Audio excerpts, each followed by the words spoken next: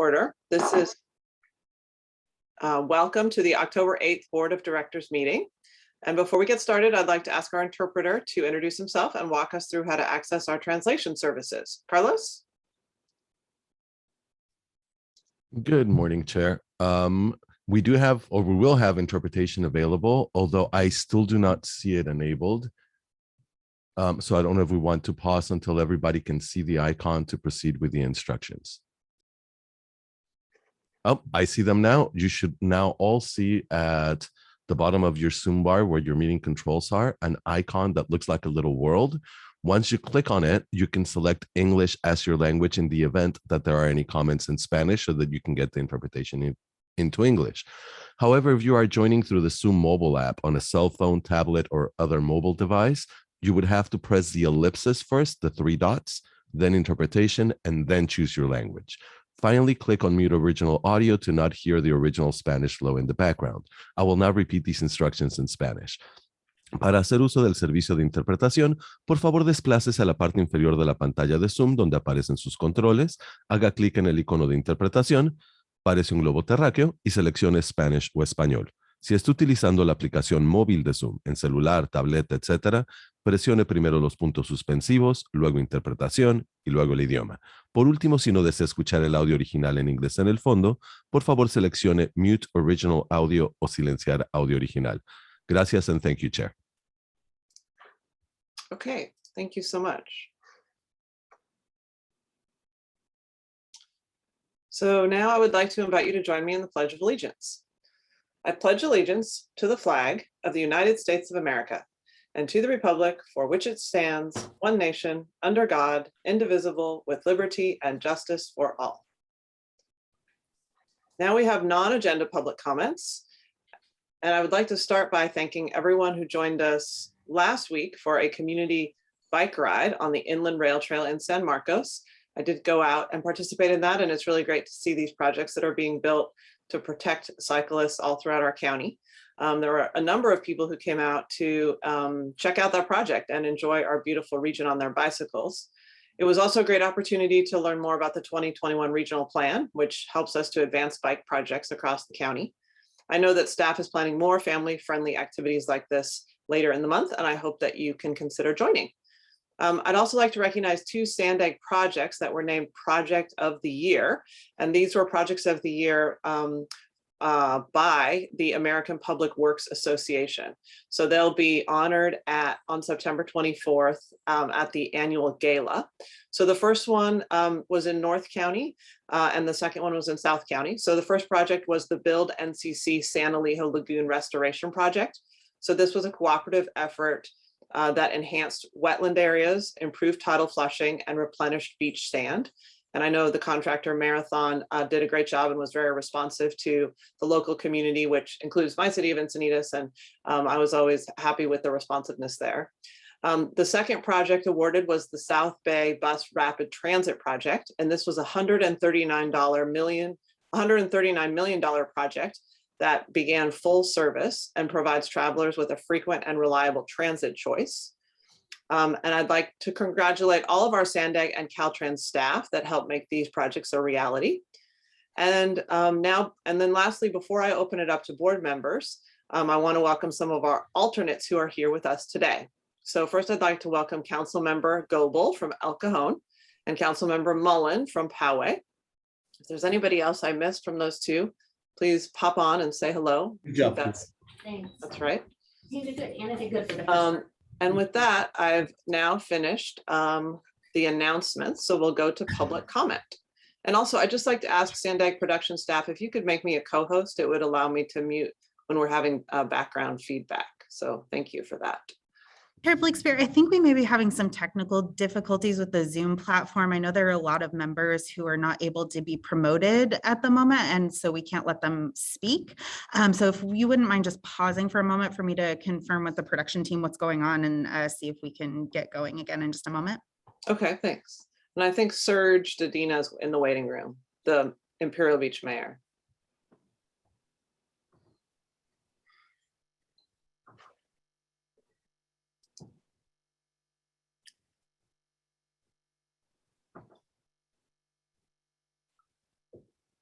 I think we should proceed and allow some of these comments, and then people can still hear. So why don't I call on Gustavo to give his report, and then, or his announcement, and then I'll call on Maricela Solis, and we can then go to the public comments. Thank you, Chair Blake Spear, members of the board. First, I wanted to congratulate all the Caltrans staff that worked on both projects, actually, the San Elijo Lagoon as well as the South Bay BRT. But it was a great partnership, as you mentioned, between many agencies, contractors and consultants, and it's a great achievement to get the Project of the Year award for both of those projects. I did want to put a few events on the board's radar, starting with a workshop that actually happened yesterday that is the second workshop related to Clean California, the local grant program. So hopefully all of your jurisdictions participated either in the September workshop or yesterday's workshop. And if you didn't, they are recorded, so they're available for viewing. But these workshops basically let your jurisdictions know how to apply for beautification grants up to $5 million each. There is $296 million for grabs statewide. So let's try to compete for those from our local jurisdictions here and try to bring some of that money home to make our communities better. Also this week on the Clean California front, the state launched a water quality campaign called Let's Change This to That, with a couple of pictures. One of them is a water body that is impaired by litter, and the other one, the same water body after it's cleaned. So you're gonna start seeing some billboards, some ads, and some social media related to this campaign. It is part of Clean California. It is not the main education campaign under Clean California. That one will roll out later this year. But it is a step in a good step in the right direction to keep our water bodies free of litter and all the harms that they cause. Also, another event coming up is on October 19th, 20th, and 21st, is the 17th Annual Procurement Fair. This is a very important event put together by the Public Agency Consortium, of which SANDAG and Caltrans are a part, related to small business. And during this 3-day event, small businesses are going to be able to learn how to do business with our agencies, also how to connect with prime contractors as well as consultants. And also they will be able to meet with purchasers, and hopefully at the end of the event, some good purchases are going to be done. This is very important for us at Caltrans, particularly now that our disparity study has been approved by Federal Highways, and our new DBE goals have increased to 22.2% effective October 1st. And these new goals are going to be in place for 3 years here at Caltrans. So we need to do everything we can to continue engaging and doing business with small businesses. Also on October 27th to 29th, AASHTO is coming to San Diego. San Diego will be hosting the American Association of State Highway and Transportation Officials at the Hilton Bayfront. So it's an event that is going to bring many leaders related to transportation to San Diego. So we're very happy to be hosting that event. And then the last 2 things I will mention, one is that the state also has $35 million of sustainable community grants and strategic partnership grants also available. Each grant is up to $500,000. So hopefully you're all looking at possibilities to applying for these grants. There is a match of, depending on which grant you apply for, can vary between 11 to 20%. But like I mentioned, there's $34 million available statewide. So hopefully all of your jurisdictions are considering applying for these grants. October 12th, next week, we will be doing the groundbreaking for the last project that will extend the HOV lanes on the I-5 North Coast Corridor from Palomar Airport Road to 78. So we're very excited about that project. That project will bring an innovation to improve safety in construction zones, which will be orange striping. So as we put the striping for the construction staging of that project, you will see this orange paint on the ground, and that will reinforce that you're in a construction area to keep all of our workers and our contractors safe. So the last thing I will mention is there was some changes at 905 and the last US exit before you reach the Otay Mesa port of entry. What that means is that the exit is now about half a mile earlier than it used to be. So there's a lot of signing out there letting people know that Siempre Viva, where the Siempre Viva exit is now. Hopefully people are following those signs, because if you don't, you're gonna head straight into Mexico. So if there are any questions, I'm available to answer them. Thank you so much for your patience. Okay, thank you very much, Gustavo. And before I call on Mayor Sotelo Solis, I just wanted to recognize, I had overlooked recognizing MTS. So they are the operator of the bus system in the South Bay Rapid BRT, which won the award. So they should be acknowledged along with Sandag and Caltrans. I just wanted to make sure we recognize their good work. So thank you, MTS. So let's go ahead and I'll call on you, Mayor Sotelo Solis, and then I'll go to you, Mayor Hall. Thank you so much, Chairwoman. And I too appreciate the shout out to MTS and North County Transit for all of their work to helping make these transportation lines all connect. All right, so last week I was in DC with Mayor Todd Gloria, Vice Chair 1. We attended several meetings, including discussions with Assistant Secretary of the Navy, Mr. James Balaki, Congressman Levin and Vargas, and had a chance to go to the White House, the West Wing, and say hello to some of the leaders there. This provided me the opportunity to advance, and I would say for both of us, to really talk about regional projects such as the transit connection to Navor, Losan, and the construction at Otay Mesa East. Additionally, I was able to convey the importance of working with local jurisdictions to leverage our investments to address those national issues that are still being worked on as we speak right now. Working with the federal government, again, provides us the tremendous opportunity for us and our projects, such as the Mid-Coast Trolley, to show that that is collaboration. That is how we leverage efforts and resources. And so it was also a great opportunity to thank them, to thank our delegation for that leadership. Again, the Sandag programs and policies are notable. And we know that as we plan for our binational Big Five moves, we're all bringing to the table infrastructure solutions, and it's trips such as this one that highlight our region's ability to work together to advance those projects, to create jobs and improve quality of life. And I definitely look forward to working with my colleagues here at the Sandag table and our colleagues through our delegation to advocate for those critical funds, both in DC and Sacramento and locally at the county. So thank you again, Chair, for the opportunity to give that quick update of DC. Thank you. Well, thank you so much. We appreciate hearing about it. Mayor Hall. Yes, I just wanted, Mr. Gustavo wanted to mention that Caltrans and I believe Sandag on October 12th at 1 p.m. is having a gathering in Holiday Park for the ribbon cutting on NCC, Build NCC.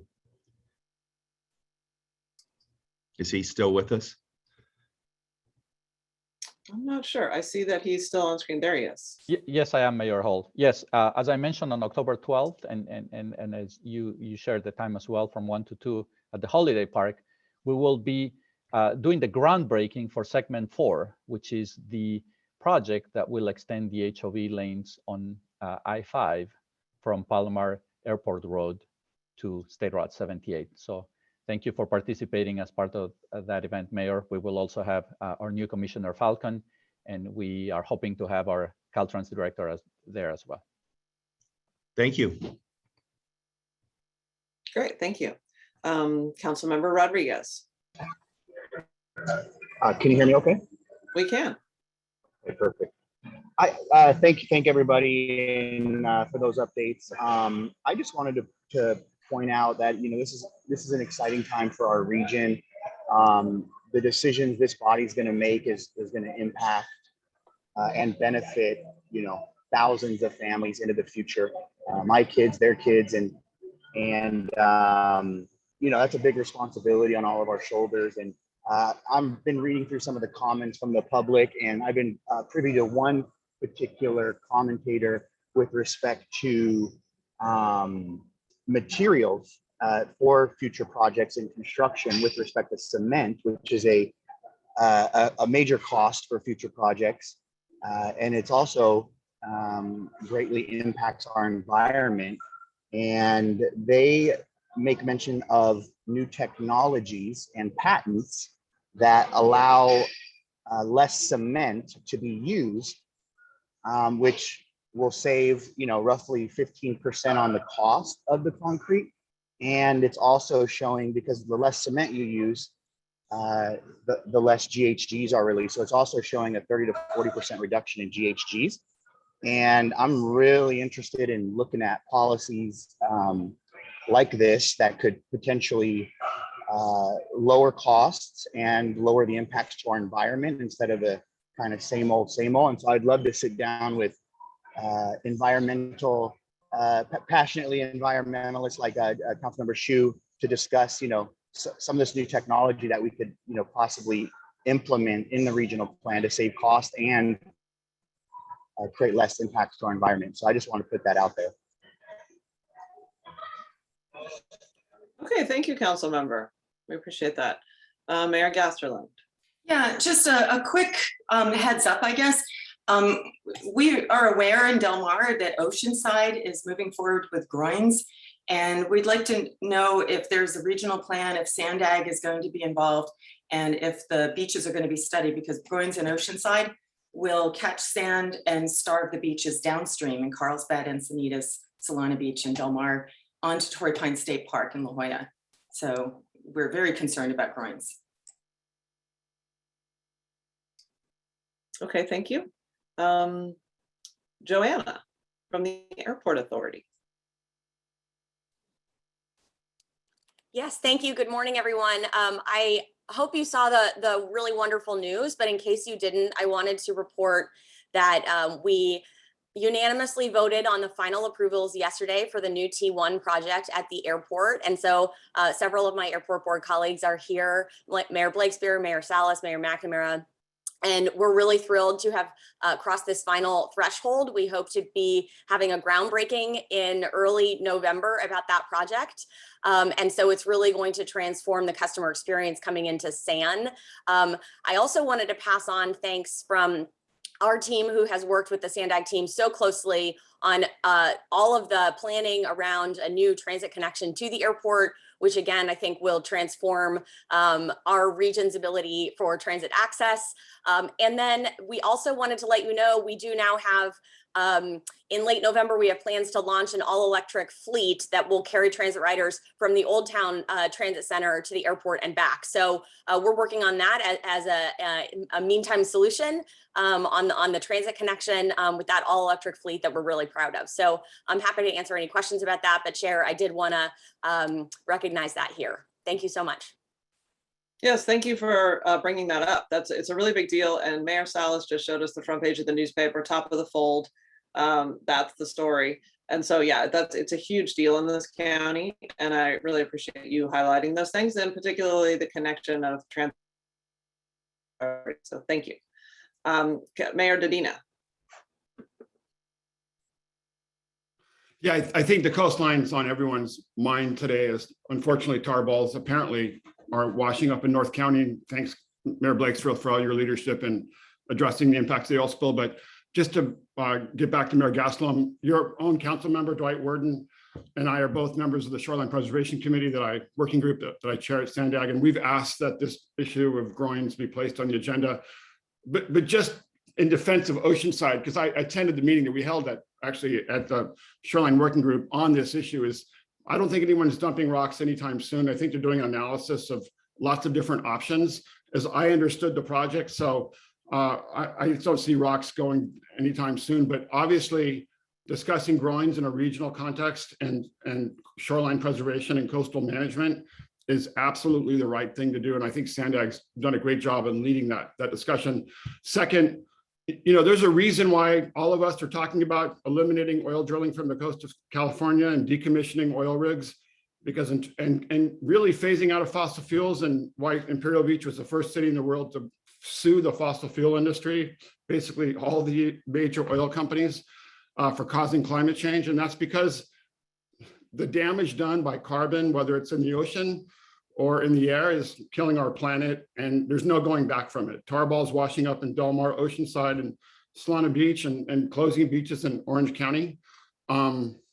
There's nothing good about fossil fuels. So the best thing that we can do to reduce GHGs is continue on the path that we're going, look at all the alternative technologies, but can we please get rid of oil drilling and all these oil facilities off our coast that only cause to destroy our coast, and make sure that the Coast Commission doesn't approve renewing rigs off of Santa Barbara. We had a horrible spill in Goleta not too long ago.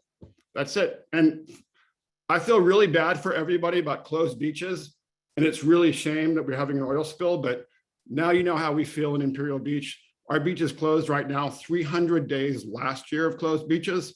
So we've got to do everything we can to keep every beach in California open, including ours. Thank you. Thank you, Mayor Dedina. We appreciate all that you're doing, chairing that shoreline preservation working group, and how you're tying together the issues. So thank you very much for that. Okay, Councilmember Rodriguez, and then let's go to the public comments and move on with the agenda for today. Yeah, thank you. I just want to make comment to our neighboring cities. Number one, we agree on keeping our beaches open, and you know, the elimination of offshore drilling. We're in full support of that in Oceanside. Two, we have no intention of causing any impacts or issues to our neighboring cities. We're all in this together. We are just moving on with studies, as Mayor Dedina pointed out. We're just studying, looking at the data so that we could prepare for our future, and that future involving our neighbors. So I just want to point that out and make sure that everyone is aware. Okay, thank you. Okay, let's go to public comments, and then we'll go to Hassan's chair's report. Francesca, do we have public comments? Thank you, Chair. We do have two hands up, continuing to go up. Casey Bennett will be first, followed by Abdur Rahim Hamed. Casey Bennett, you can go ahead when you're ready. Good morning. Hello, my name is Casey Bennett, and I am a heavy equipment operator / general foreman who works for Berg Electric. I've worked for Berg Electric for 16 years. For my time here, I've been able to create a career that not am I only passionate about, but also financially supports me and my family and promotes my personal growth and development. As stability is crucial in any line of work, being able to have work daily at a competitive wage is incredibly important to my livelihood. After 16 years with Berg Electric, the workflow has been reliable and consistent, and my growth and development has been supported and encouraged. Years of industry experience is highly sought after. If I were to walk into any local union, I would be a highly desirable candidate. However, I haven't done that. I've done that because PLAs are a one-size-fits-all monopoly agreement meant to protect the 10% of the San Diego County construction workforce that is union. It discriminates against the 90% that are non-union. Why would you vote to support something that excludes people? Why would I support a faction that excludes well-trained industry professionals and denies growth opportunities due to merit, hard work, and desire to be better? I choose to work here at Berg Electric and will continue to do so. If I thought unions provided a better deal to me, I'd be union. But I'm not. I'm proud of the career I've grown and the life I have, and this wasn't done with a PLA. This was done with an inclusive, merit-based company who saw my success as their own success. And for that, I've been rewarded greatly. I request the reconsideration of this PLA as it excludes me and other hardworking professionals from opportunity. This work is our livelihood. Do not exclude workers who have created careers. Thank you very much for your time. Thank you, Casey. It looks like we lost the next person. So I'll move on to Nicole Burgess, who will be followed by Shane Harris. Nicole, you can go ahead when you're ready.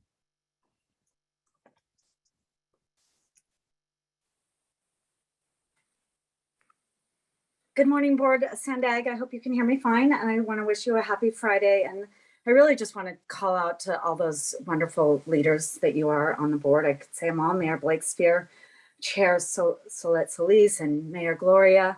Wonderful leadership out there, and I thank you for the collaboration and the effort, including Caltrans. Jack Shu, Gassaran, Serge Dedina, all of you are so wonderful to have on this board compared to the past. So thank you for all your leadership and all your advocacy on all the issues here. I just want to comment on Councilmember Rodriguez. I love your idea of innovative technology, talking about concrete. There's actually even more breathable concrete that I'm trying to research. So this is a conversation. However, the number one thing is to use less. So less is more, less is better. And going back to Mayor Serge Dedina, we've got to get rid of the fossil fuel industry and adding capacity onto our highways. So I'm really just encouraging more people-centric mobility. You know, I don't mind DG gravel paths for bikeways. In fact, colored asphalt is what I recommend for bikeways. Kudos to Caltrans. Another great innovative one, Mr. Rodriguez, is gabions. So Caltrans has actually used gabions or rock cages. They're great for homes. They're great for infrastructure. They're great for amazing places like the Marina Boulevard off-ramp at Caltrans. And you can see this from the bike path. They are amazing. They are so much more user-friendly. I actually can build them myself rather than a concrete wall. And they're so much better for my health. And they let the water go through. And water is so valuable. So thank you again to our coastal leaders. I want to take the last 30 seconds and just take time for those who we've lost on our streets and take a moment here of silence, as we heard 2 weeks ago. It's dangerous out there, and Sandag really has an opportunity with the Vision Zero throughout our cities to really advocate for taking care of our residents on the streets. We must all do better. And we must all enjoy this wonderful city we have before it is gone. Thank you for your time. Thank you, Nicole. Next, we'll go to Abdur Rahim Hamed, followed by, I'm sorry, I'm gonna butcher this name, but I think it's Gvenable. Abdur, you can go ahead when you're ready. Good morning, Mayor Todd Gloria, and honorable mayors of the city of San Diego. My name is Abdur Rahim Hamid, and I'm basically bringing some information to you about National Apprenticeship Week, which is going to be the 15th through the 21st. National Black Contractors will be celebrating our graduation on the 19th, which we extend an invitation to you. Apprenticeships are a part of the college system. I'm an adjunct professor at San Diego City College. I teach Black contractor studies and apprenticeship.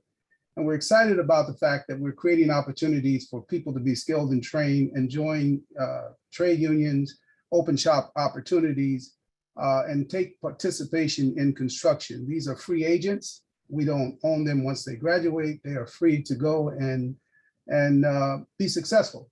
So I'm extending an invitation to you, and also I'll be sending some formal invitations to you about the graduation. VCA is a historic program, and we're excited about it, and we'll have a celebration on the 19th. Thank you.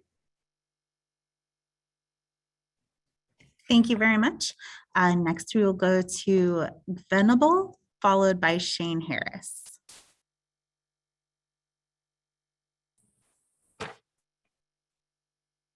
Hi, everyone. My name is Gary Venable. I am a certified electrician who works for Berg Electric. For those of you who are not familiar with Berg, our impact has not only reached the greater San Diego area, but has continued to scale, resulting in a national presence as one of the largest electrical contractors in the nation. With a national presence comes a national team of industrial professionals. I had the opportunity to work with some of the most well-versed and respected electricians in the industry. These professionals, like me, are the best in their field and have devoted their life to their craft. Berg Electric has supported this growth and my development through a merit-based shop, and has led me to stand right here today as a general foreman for 11 years with Berg Electric, 16 years in the industry. leading job sites successfully, continue to better my craft. So why, after a great career, would I want to leave Berg to work for a union? I work alongside the best industry professionals at a competitive wage, health benefits for me and my family, a stable workflow, and I have bettered myself, my career, and my family's life. And furthermore, I have become a skilled electrician with industry exposure beyond a general scope of work. I am supported financially, educationally, and challenged to turn my craft and passion into a career. However, the PLA could change that. I am calling upon you today to reconsider the negotiation of the PLA. These provisions are meant to keep me and other highly qualified union-free construction workers working under one. These provisions force a hand in supporting union dues, union pension, and benefit of a small population of union workers. I have the benefits, skill, and support right here where I am at. This PLA will strip us the right of working on a prospective opportunities and restrict you from capable and seasoned industry professionals. Thank you very much. Thank you very much. Next, we'll go to Shane Harris, who will be our last commenter. Yes, good morning.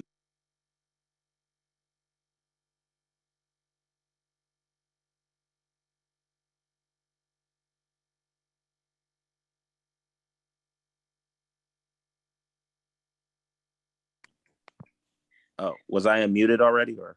Sorry about that, Shane. Yeah, you can go ahead now. Thank you. Okay. Hello, good morning. This is Shane Harris, the jack of all trades, but the government affairs director of the National Black Contractors Association. I want to cordially support Abdul Rahim Hamid's request to the mayors across our county who sit on this board. One of the responsibilities as leaders, especially in elected office, is that you learn, you go, you travel, you see, you talk to people that you may not usually talk to, and you engage with people and you learn from people. And I think that is the evolution of a good leader. I would encourage you all to look into your schedules on the 19th regarding the National Black Contractors Association's graduation. To see these apprentices graduate, it is another level of understanding pertaining to what the Black Contractors Association is doing. And I think so often, there is often, bitter battles on, PLAs or on this or on that. But at the end of the day, if you don't see these apprentices and you don't see this kind of graduation, you really can't speak to the issue.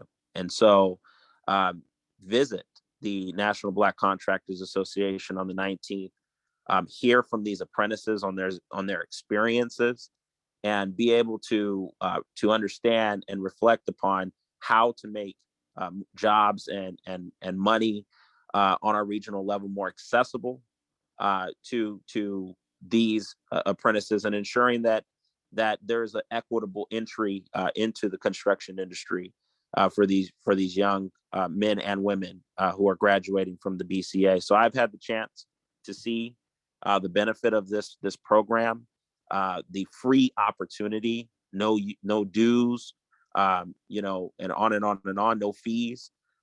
Just being able to get into the program and being able to learn. And I've seen the opportunity that these young people have had and how it has transformed their lives. Everyone from foster youth to folks coming out of prison and enrolled at City College. I mean, I've seen it on and on and on. The stories are phenomenal. So I would just encourage you to come to the National Black Contractors Association on the 19th and be able to hear from these different apprentices who are graduating and what they're looking to do in the industry. You all have a good meeting. Thank you for the time.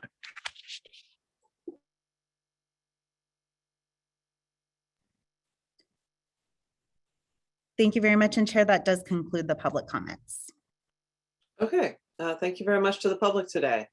So let's go ahead with the chair's report. or with the executive director report. Hassan?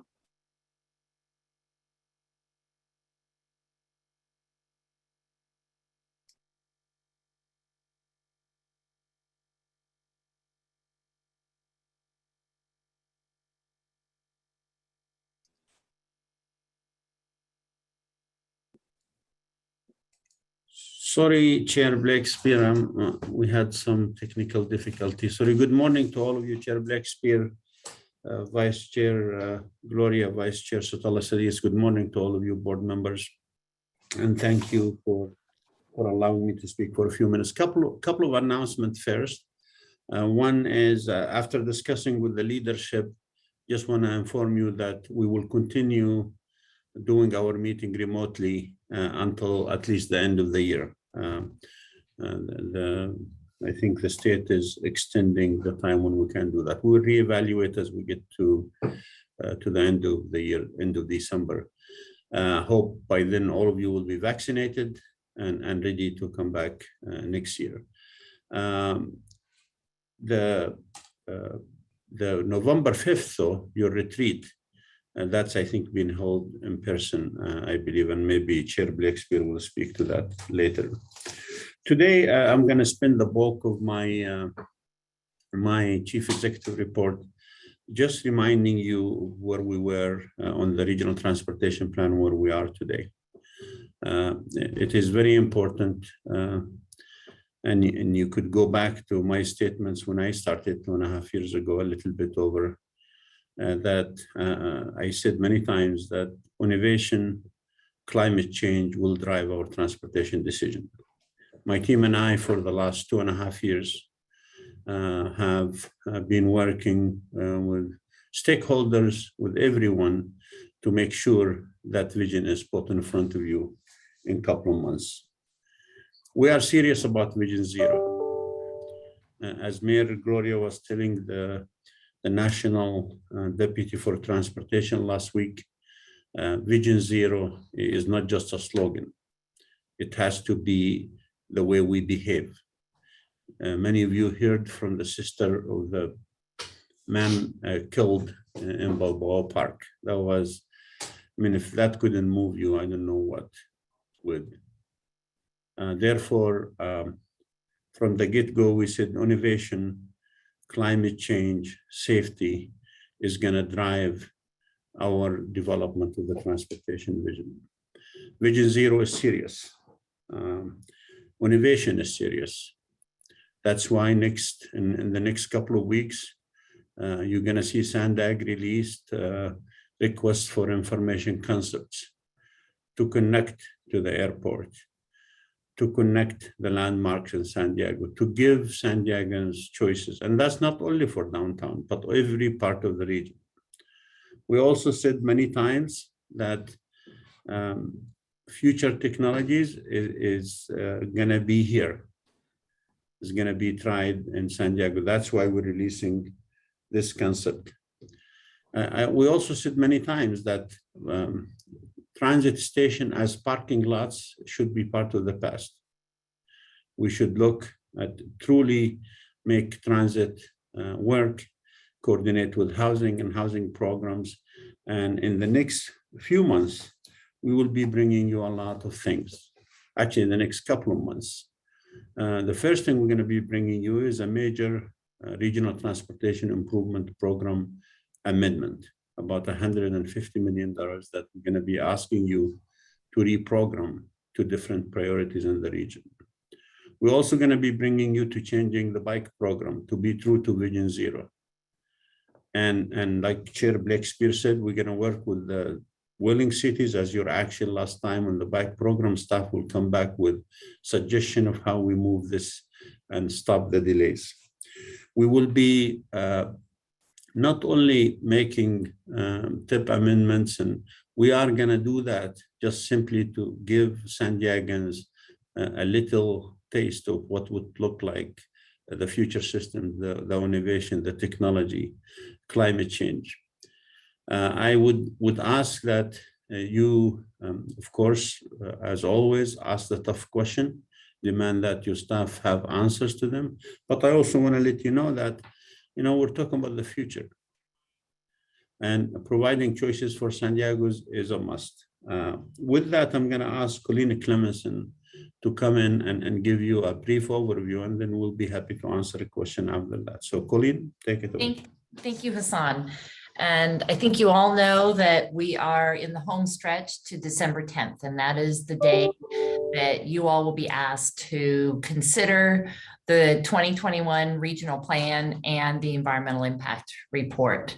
There are several things that we're going to bring forward to you. As Hassan mentioned today, you're going to hear about the environmental impact report. Keith Greer will present that to you. October 20th, we will actually be posting the comments and responses to comments that we received on the draft regional plan. So those will post on October 20th, and then we will discuss those with you on October 29th. And more specifically, we will talk about changes from the draft plan to what you can expect to see in the final plan.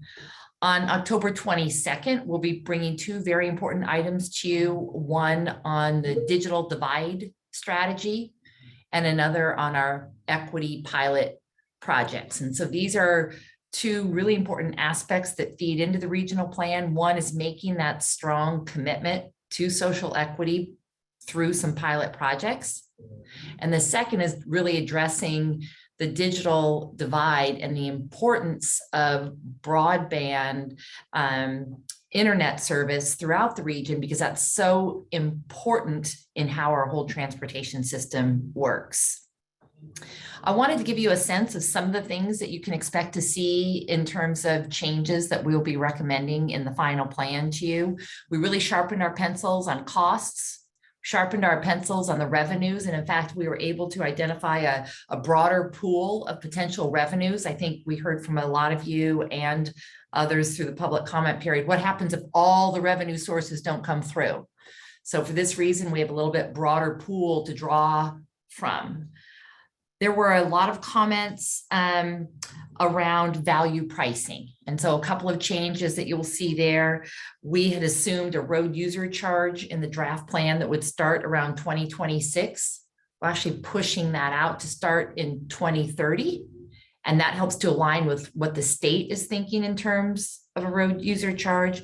And also that would be the point in time where we would have compelling transit options in place. I think one of the things that we've really been working on is we can't really be charging people to use roadways until we have a compelling transit, convenient, safe option available. Also, when it comes to transit, the draft plan included free transit for low-income youth and seniors starting in 2030. We're proposing to make a commitment to study how we could get to free transit for everyone by 2030. In sharpening our pencils on costs, we've now been able to include the cost for bathrooms at all new major transit stations. And we'll be proposing to study how we can retrofit some existing stations for bathrooms as well. When it comes to technology, there were a lot of questions about how do we know this technology will work or that technology will work. We are proposing a number of pilot programs to test new technologies, to test flexible fleets. And this gets to the point that Hassan raised earlier about the request for innovative concepts that we will be releasing. So really trying to test out some ideas in smaller geographies so that we can look at how that could be applied longer term. Also making a commitment to Vision Zero. Hassan mentioned that, but that's going to come across much stronger in the plan that we plan to bring forward to you, and truly committing to safety for bicyclists and pedestrians on local streets and roads. Another area is in terms of habitat. The draft plan proposed to fund about half of our habitat plans. As we bring this forward, we're going to talk about a regional commitment to fully fund the habitat planning areas. So both the MSCP and the MHCP. And then another area, and this has come up too in your discussions, has to do with land use and the land use assumptions that have been made in the plan. And really clarifying, and this is something that Mayor Hebner had suggested, and we'll be incorporating this into the plan about local land use authority. While our plan may be suggesting that we really focus growth and development in our mobility hubs in our urbanized areas of the region, exactly where that gets placed in those mobility hubs will be up to the local jurisdictions. Clearly, that's where the land use authority lies, and how you implement your RHNA, your regional housing needs assessment, will be up to the local land use authorities. So those are a few of the things that I wanted to kind of give you a heads up about to expect to see and what we'll be presenting to you on the 29th. We've really appreciated the vast amount of public comments. I think we received more than 1,000 comments. So we'll have pages and pages of responses to all of those comments to share with you on October 29th. So that concludes our report today. Okay, thank you. Before I call on the board members, I just wanted to ask if there are public comments on the executive director report, to go ahead and put your hand up. So Councilmember Rodriguez. Thank you. I'll be brief. It's with respect to Hassan's comments. Thank you for your comments and your commitment to our region and this regional plan, and your drive to fully push it through. I just want to reiterate some past projects from the past regional planning that we desperately need in North County that I don't think funding has been identified for. And I would just like comments from yourself or staff with respect to finishing the HOV lanes from the 78 to Vandergrift, which is right there by Marine Corps Base Camp Pendleton, and the 78 I-5 interchange. Those are just, they've been on the plan.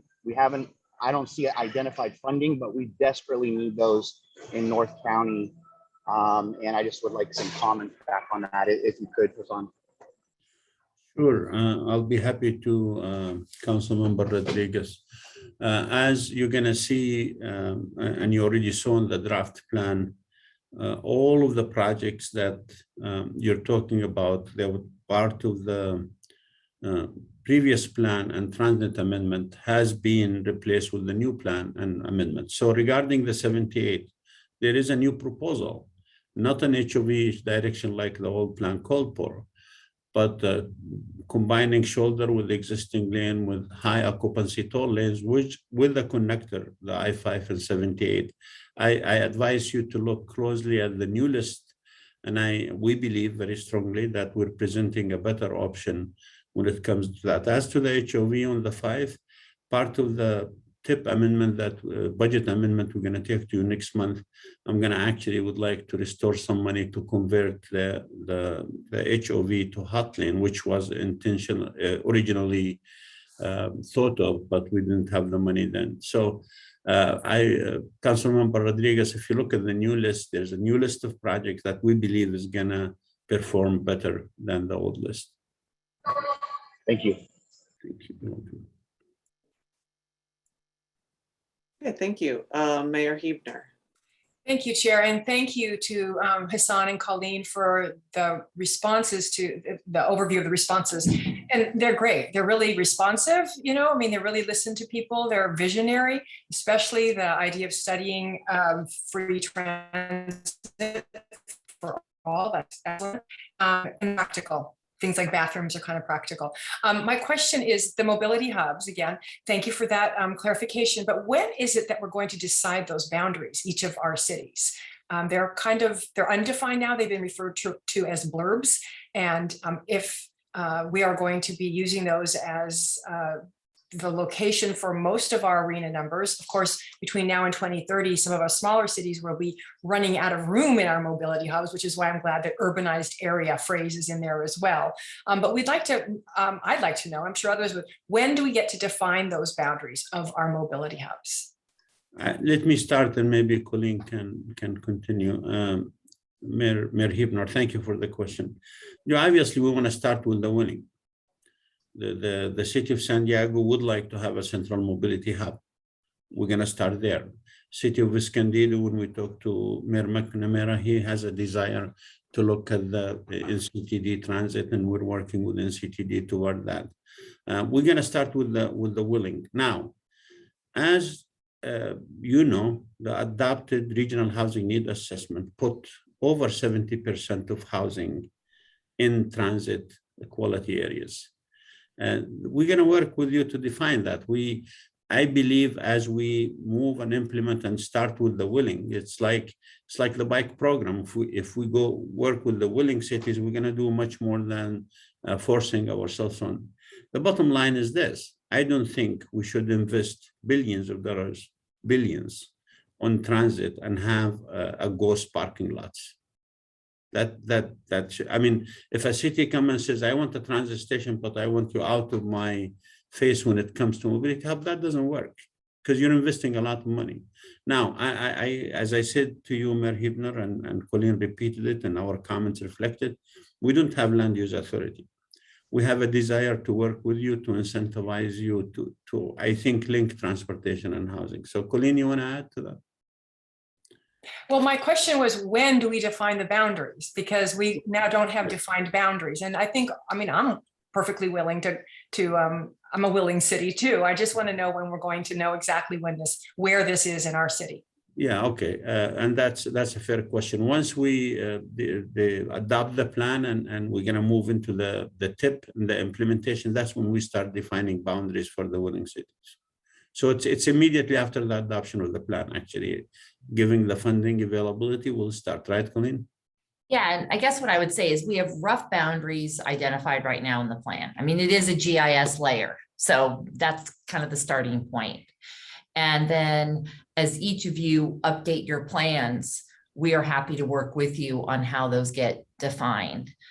We'll be coming to you later about the Smart Growth Incentive Program grant funds. That will be an opportunity for us to help fund these planning efforts to help refine those boundary areas as well. So it'll be an iterative back and forth process.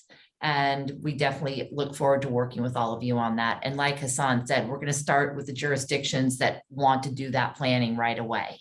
So you'll be hearing more about that in November, about the funding that we're going to make available to do that planning work. So if I'm hearing correctly, it's our tip by our tip. Is that kind of how we're doing it? Okay. That's correct. All right. Thank you. A little more clear. Okay, thank you. Mayor Hall? Yes, and I'm not sure, some of these comments are maybe more towards item 6 on the agenda today than it is under the executive director's report. So I just want to ask the chair, should we keep asking questions around his report, or shall we keep them till item 6 on the agenda? I think we should keep them to item 6, and I also think we need to get onto the agenda because it's now been an hour. I yield to you. Okay, so yeah, and I'm thinking about, in terms of meeting management, I might move all of these board reports and comments and everything to the end of meetings to make sure we can accomplish the goals that Sandex needs to get through in every meeting. So, you know, I'll be working on that, but I do think we need to move forward here. So I really appreciate you bringing that up, Mayor Hall. So do we have any, I need to ask, do we have any public comments on this, the executive's report? No, Chair, there are no hands from the public. Okay, great. So let's move on to our consent. So we have consent items 3 and 4. Do we have any public comments on consent? No, Chair, no hands from the public. Okay, I'd entertain a motion. Move approval, Hebner. So moved, Raquel Vasquez.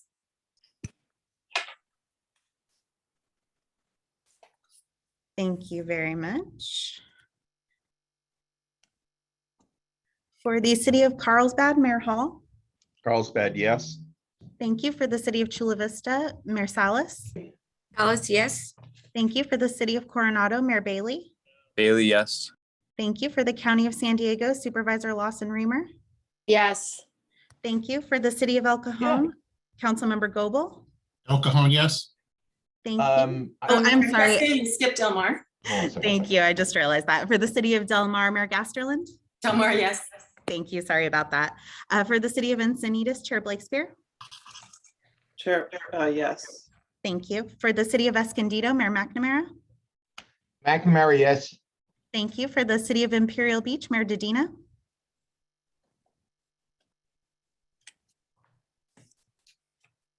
lose Mayor Dedina? I'll come back to the city of Imperial Beach. For the city of La Mesa, Councilmember Shu. Mesa, yes. Thank you. For the city of Lemon Grove, Mayor Vasquez. Mayor Vasquez, yes. Thank you. For the city of National City, Second Vice Chair Sotelo Solis. Sotelo Solis, aye. Thank you. For the city of Oceanside, Councilmember Rodriguez. Rodriguez, yes. Thank you. For the city of Poway, Councilmember Mullen. Poway, yes. Thank you. For the city of San Diego, Vice Chair Gloria. San Diego, aye. Thank you. For the city of San Marcos, Mayor Jones. San Marcos, yes. Thank you. For the city of Santee, Mayor Minto. Minto, yes. Thank you. For the city of Solana Beach, Mayor Hebner. Hebner, yes. Thank you. And for the city of Vista, Mayor Ritter. Ritter, yes. Thank you very much. And for the city of Imperial Beach, Mayor Dedina, are you still with us? Yes. Thank you very much. I'm just going to give the production team a moment here.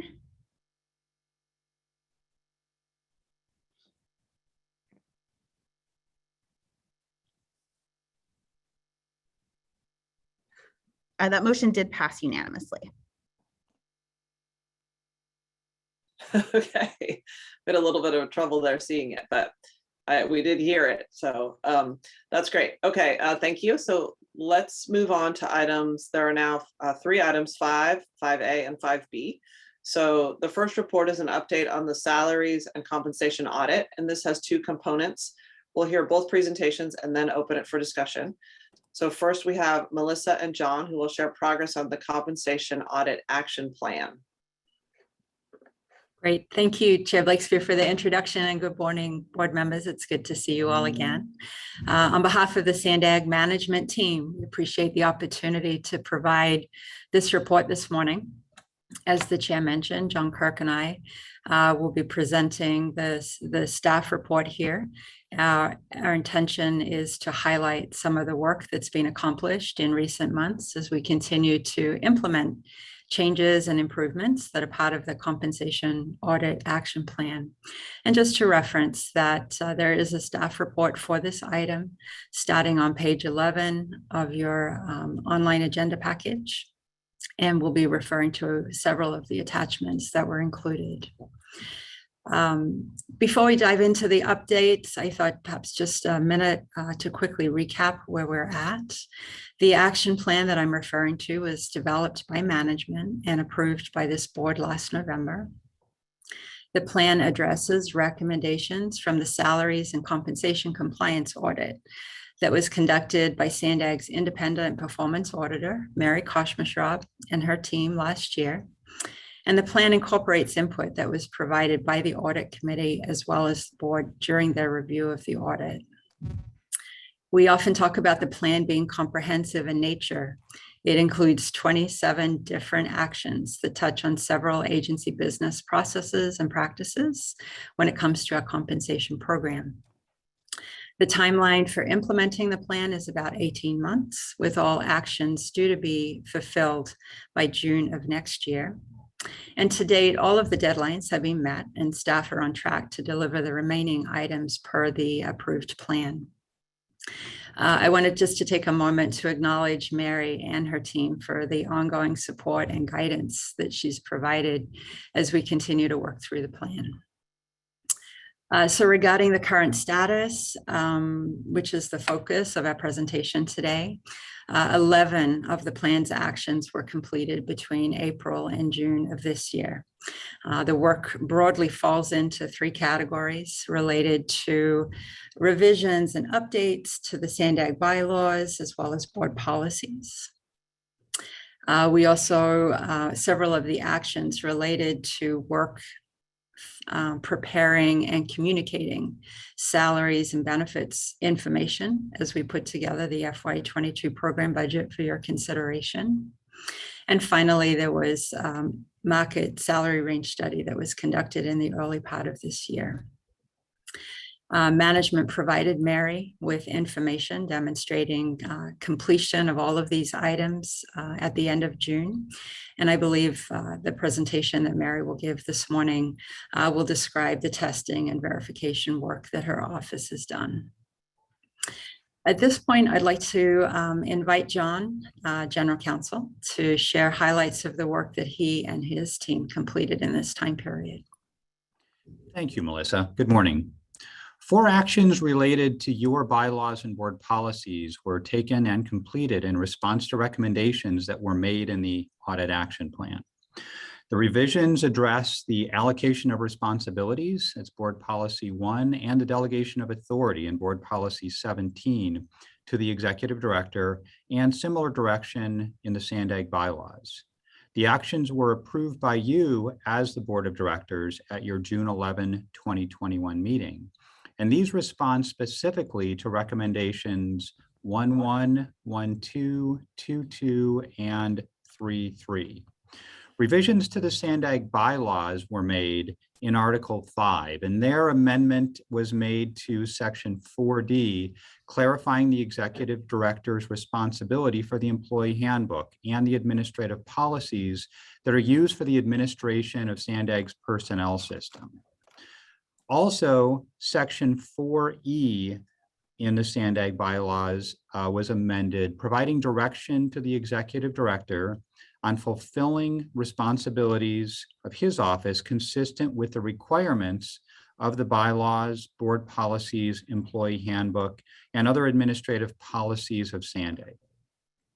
You also approved revisions to 2 board policies. Section 3.1.15 of Board Policy 1, Allocation of Responsibilities, was amended to clarify the process for board leadership to take action on time-sensitive actions that would otherwise be delegated to the executive committee. This allowance was conditioned on the inability to timely convene a quorum of the executive committee per your direction. Finally, Board Policy 17, Delegation of Authority to the Executive Director, was also amended at Sections 5 and 7, both to clarify the executive director's responsibility for administering SANDAG's personnel system consistent with the employee handbook, which was before you at that June meeting. I'll also note that you also approved amendments to Board Policy 11, and while those were not specifically the subject of the audit action plan, these were updated based on collaboration between management and our auditor, Mary Kay, on suggested best practices for SANDAG to adopt. I'll now turn things back over to Melissa to cover the balance of her report. Great. Thank you, John. Appreciate the updates there. So the second group of activities, there were 6 in total that we've completed under the plan. All were done in conjunction with preparing the FY22 program budget that this board approved in May at your meeting on May 14th. The broad intention behind these actions was to prepare and document information pertaining to proposed personnel costs, that is staffing, compensation, and benefits costs, in a more robust manner, and also to ensure that this information was fully and transparently communicated to you, the board, during consideration of both the draft budget in March as well as the final budget in May. The work can be summarized perhaps into 3 themes. One was related to enhancing communication. Relative to prior years, a greater level of detail regarding staffing and compensation was incorporated into the written staff reports that described changes as well as recommendations, and in the staff's presentations to you regarding the FY22 program budget. With respect to improved documentation, again, during development of the budget this year, staff prepared additional supporting information to document how various personnel-related expenses were developed and estimated and ultimately flowed through into the budget document that you reviewed and approved. Attachments 2 and 3 to the staff report on this item are examples of the work that was completed here. And finally, new policies and procedures were developed both to use internally for staff as well as for board approval. Again, as part of strengthening processes and practices, staff implemented a policy that describes the responsibilities for maintaining, approving, and communicating the agency's classification salary range table, as well as the special compensation table. This work, as I noted, included development of a special compensation table or policy. This was new for Sandag. Staff consulted with CalPERS to ensure that the legal requirements with respect to the salary range table and special compensation tables were all met. And as I've noted in other items here, approval of both the salary range table and special compensation table were brought forward to the board for your consideration in conjunction with the FY22 program budget, which you adopted at your meeting on May 14th. And the final item that I wanted to mention in terms of accomplishments with respect to the action plan is the market salary range study that staff conducted or completed earlier this year. Historically, studies like this are done every 2 to 3 years, so this was consistent with that timing. And also, as we've done in prior years, Sandag engaged the agency's compensation consultant, CPS HR Consulting, to perform this work for us. The study resulted in a set of recommendations that were recommended to the board, again, as part of your consideration of the final FY22 budget on May 14th. Primarily, these recommendations pertained to reallocating certain positions within the salary range table to ensure that they represented a market salary range. The other recommendation that staff brought forward was a request for an equity adjustment pool equivalent to approximately 1% of the proposed salary and benefits budget to be used specifically to provide pay increases for employees who were identified as having pay rates that were considered below market. For reference, the project report completed by the consultant has been included as attachment 6. So regarding next steps, as you review the progress report, attachment 1 to this item starting on page 14 of your agenda package, you may note that there were 2 items due for completion by the end of September. These items had to do with processes and practices for distribution of compensation adjustments to employees. Documentation of this work was transmitted to Mary Kay last week, and I believe she is commencing her review of that work now. Also, with respect to upcoming work, there are 11 items that are due for completion by the end of December. And again, as we noted in the progress at a glance summary, these are marked as being currently underway. They relate to financial policies and procedures, more work related to compensation program administration, as well as our recruitment practices. At this stage, all of those items are on track and expected to be completed by the due date. Staff management, in collaboration with Mary, we intend to present our next update on the action plan to the audit committee in November and to this board soon after that. And just to make a closing remark to say that staff has worked diligently in the past 9 months to complete the items noted in the comp audit action plan, not just to address the findings from last year's audit, but more importantly, to ensure the agency has strong and effective processes and practices in place. And this work reflects management's commitment to continuous improvement. So Chair Blakespear, thank you again for the opportunity to present the report. This concludes our portion of the presentation this morning.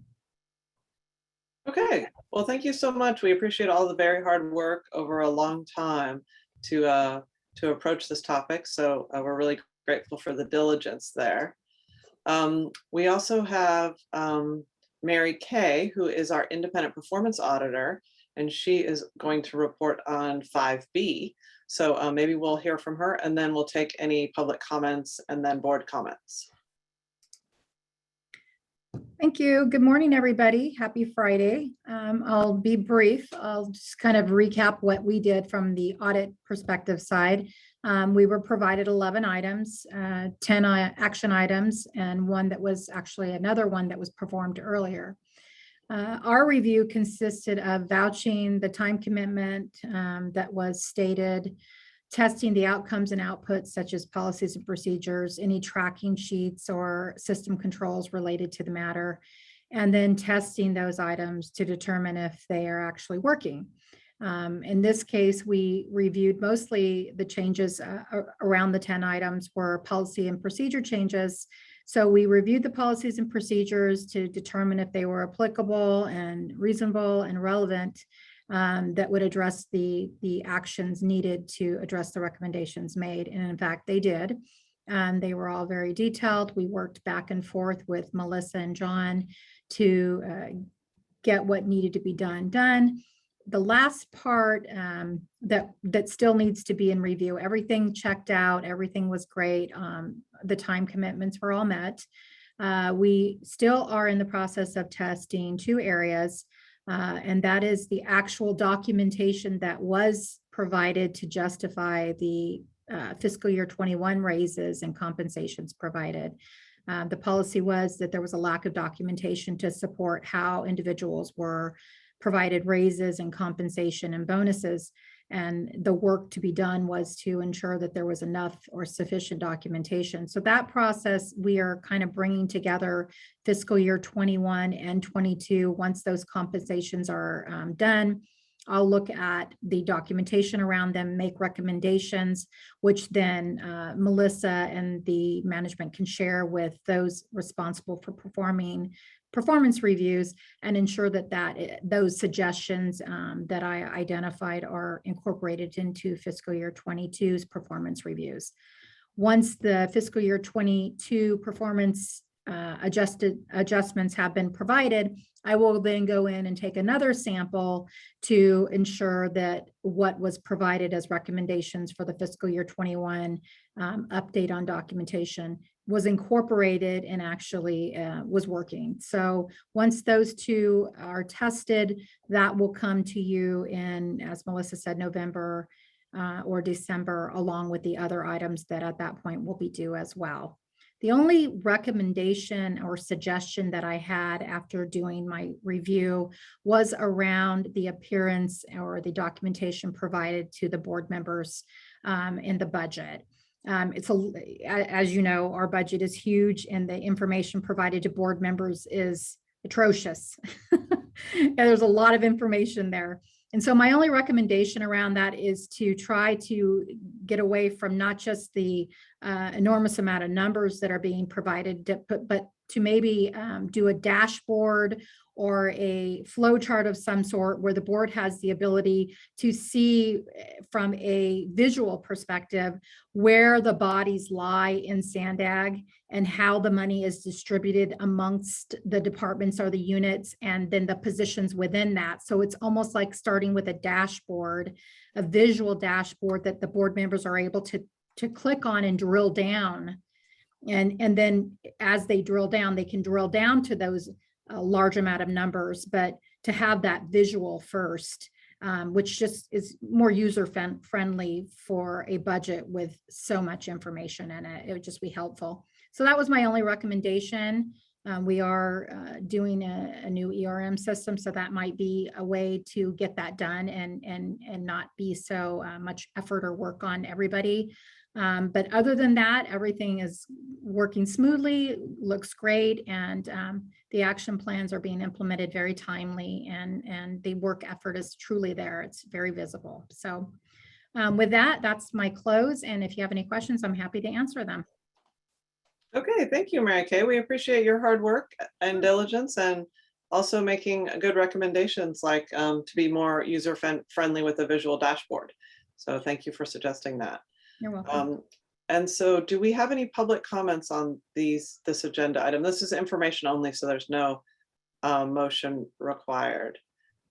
No, Chair, I don't see any hands from the public. Okay, Mayor Jones.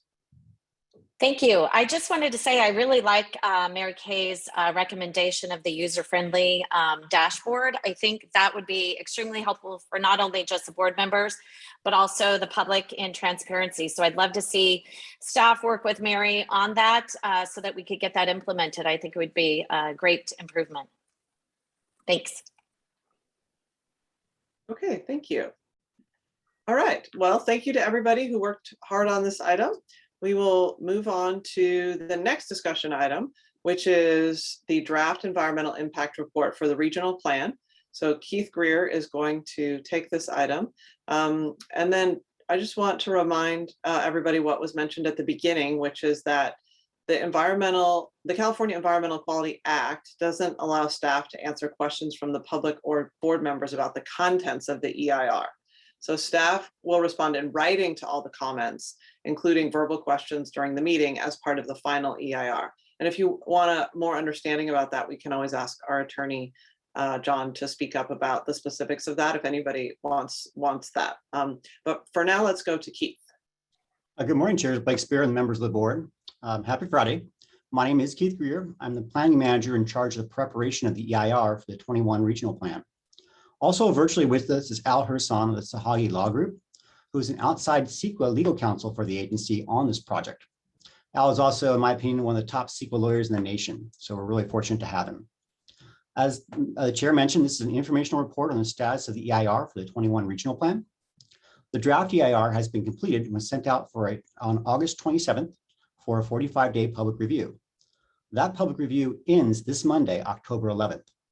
Next slide, please. So the draft EIR and all 15 technical appendices can be found on the San Diego Forward website. You can read, download the entire document or individual sections that you may be interested in. The executive summary, both in English and Spanish, are provided, and this document is available in alternative formats by requesting San Diego ADA coordinator to have that done. Hard copies were also provided at the San Diego offices and Central Library. Next slide, please.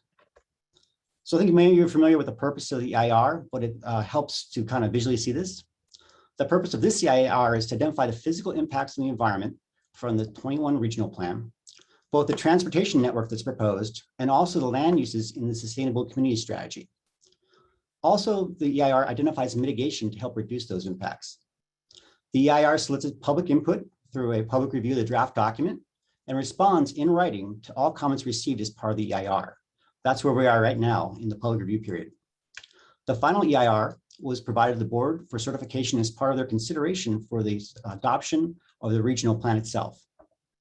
The draft EIR is considered a program EIR under the California Environmental Quality Act, or CEQA, which is used to evaluate a plan or a program. The details on the magnitude of extent of many of the impacts are unknown at this time at the program level and require subsequent environmental review under CEQA.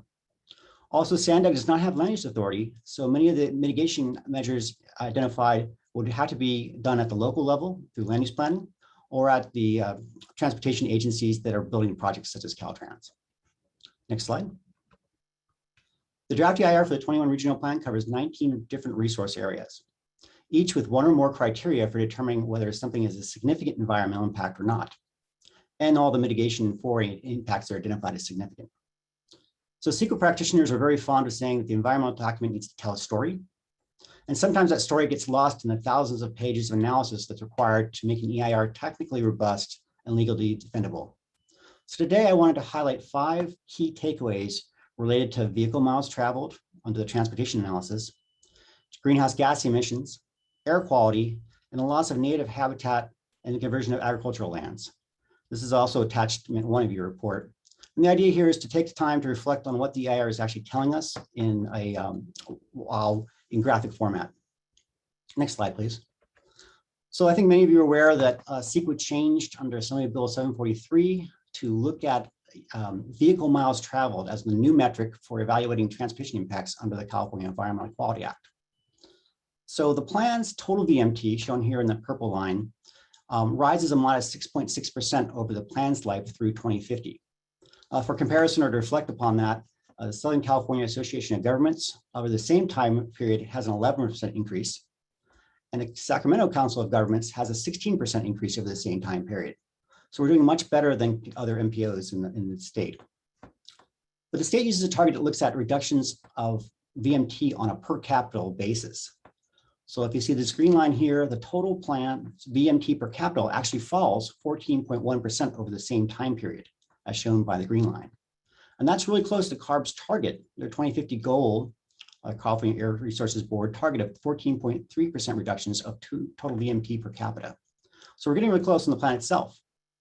Additionally, the plan has identified 2.2 additional percent reductions in VMT through the off-model transportation demand management strategies identified in the plan in Appendix S.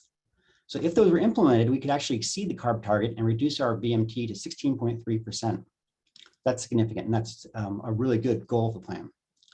This reduction, however, requires that SANDAG work with local jurisdictions and private employers in partnership with SANDAG to make that mitigation come true. So the impact on the EIR will remain significant and unmitigated, but we have a good chance of working with local jurisdictions and private employers to make this happen and reduce VMT. Next slide.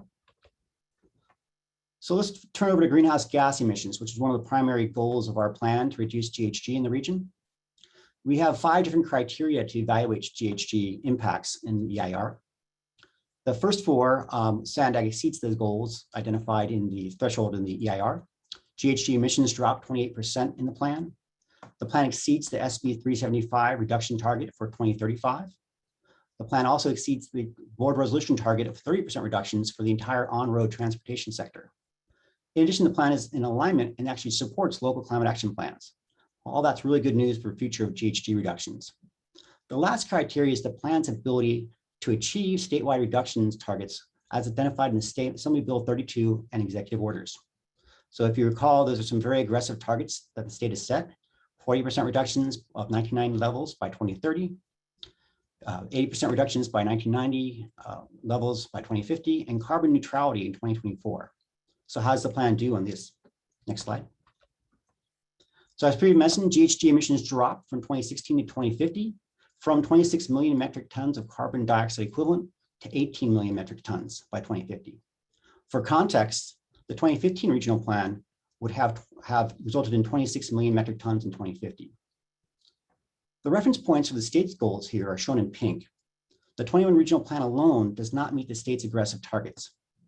The 21 regional plan recognizes that this is a big lift to reach these targets as proposed by the state, and has significant investments proposed as part of its supporting policies and programs that are identified in Appendix A and B to the plan. These will help reduce VMT and GHG throughout the region. The EIR carries forward $242 million of these investments as proposed mitigation for GHG in the EIR itself. Next slide. 4 mitigation conditions have been identified that will help facilitate climate action plans, provide new funding for zero emission vehicles, implement a nature-based climate carbon sequestration program, and advance smart cities and strategies to close the digital divide. All these will help, again, reduce GHG and VMT measures identified in the EIR. But the regional plan can only go so far. In the development of the EIR, SANDAG staff came to the same conclusion as the other big MPOs in California. And I'll read this statement that the EIR includes.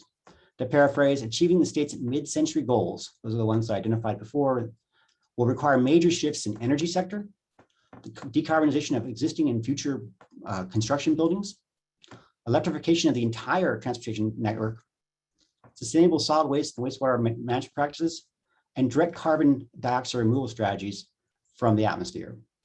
This is well beyond the scope and jurisdiction of SANDAG alone.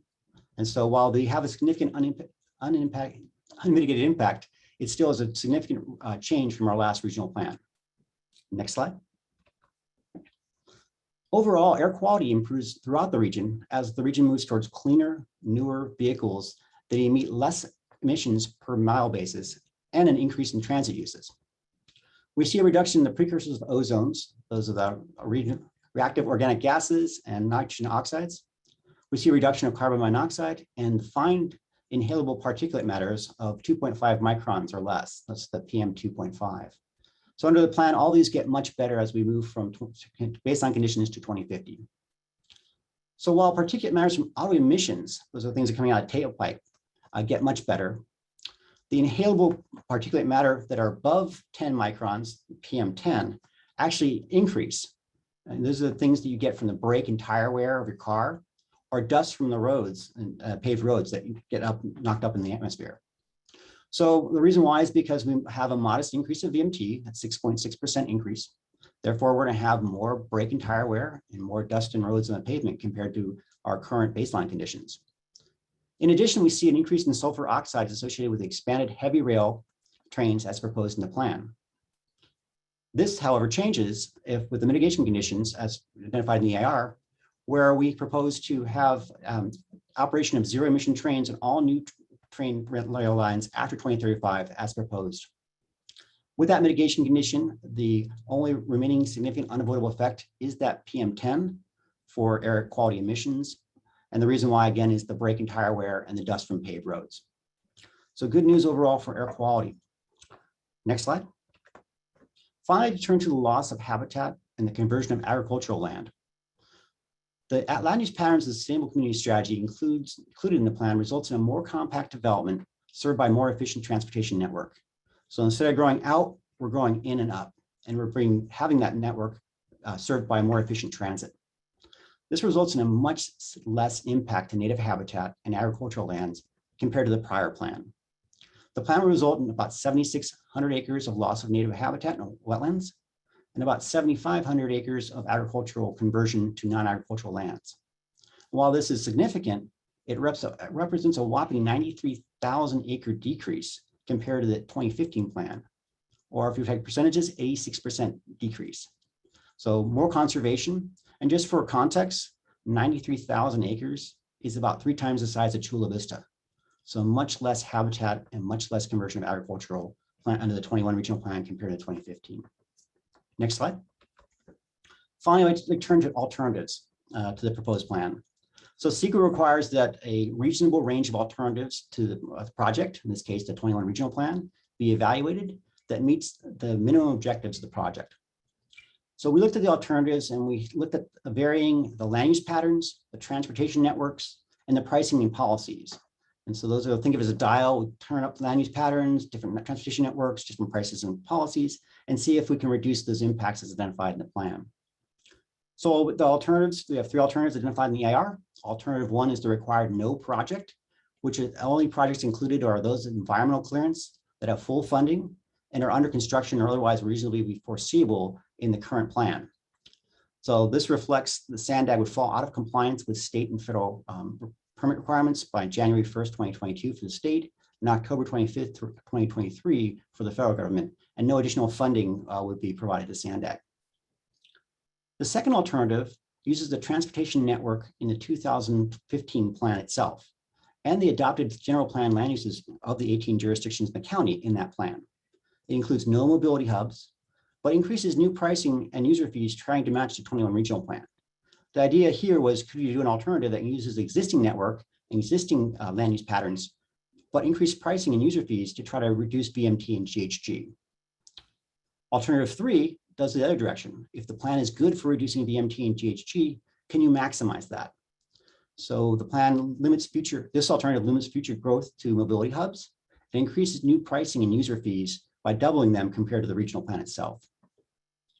So it's a lot of information in the alternatives, but it's analyzed in chapter 6 of the EIR.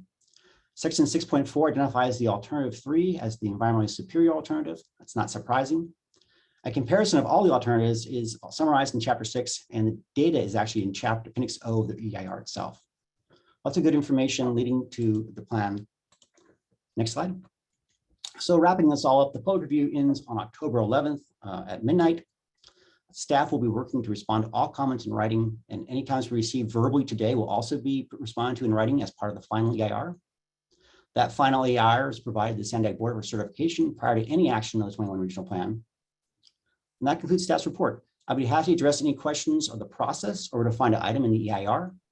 We will take any technical questions on the content of the EIR down, and we will answer them in the final EIR itself. Also, any legal questions, we have our attorney, John Kirk, here at SANDAG, and outside counsel, Al Herson, to help address those. Thank you, Chair. Thank you, Keith. I don't think this is a technical question, but tell me if you think it is and you can't answer it. In the slide that you just went by where you had the alternatives, 3 alternatives, I was wondering if that alternative 2, did it meet the state law requirements around GHG reduction and VMT reduction? Because that land use is consistent with 2019 regional plan. I was wondering, did it get there with higher fees, but without changing land use? So the land use component of the regional plan is such a huge factor in terms of reducing impacts. To answer your question directly, no, it's not a technical question. We can answer that. The alternative 2 does not meet the state goals of GHG reductions. All that's outlined in chapter 6, and a comparison of all 3 of them are provided.